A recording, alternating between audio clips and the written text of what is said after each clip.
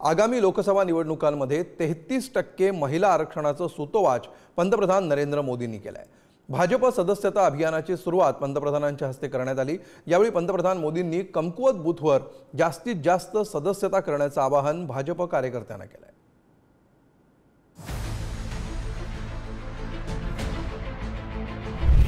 नवी दिल्लीत भाजपच्या सदस्यता नोंदणीची सुरुवात पंतप्रधान नरेंद्र मोदींच्या हस्ते करण्यात आली। भाजपच्या सदस्यता अभियानाची पहिली पावती पंतप्रधान नरेंद्र मोदी यांची।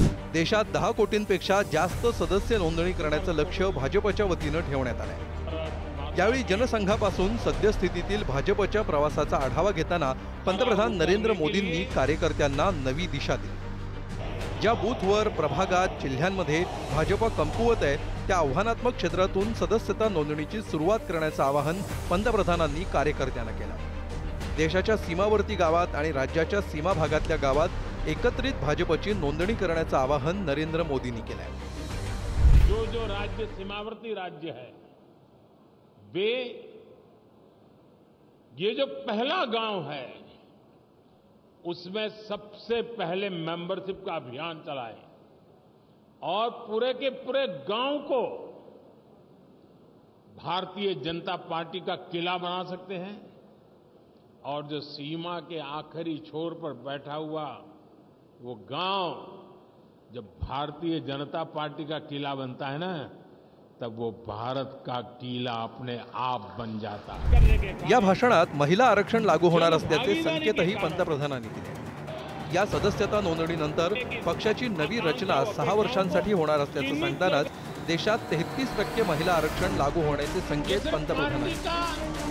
त्यामुळे सदस्यता नोंदणी करताना अशा मंडळींना जोडा ज्यातून महिला आमदार आणि खासदार निवडून येतील असंही आवाहन त्यांनी कार्यकर्त्यांना केलं।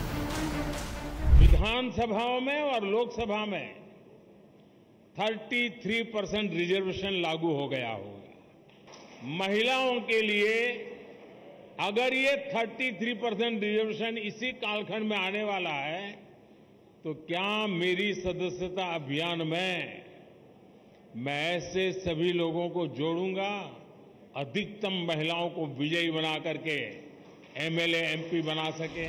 सदस्यता नोंदणी करताना 18 ते 25 वयोगटातील तरुणांकडेही विशेष लक्ष देण्याची गरज त्यांनी व्यक्त केली।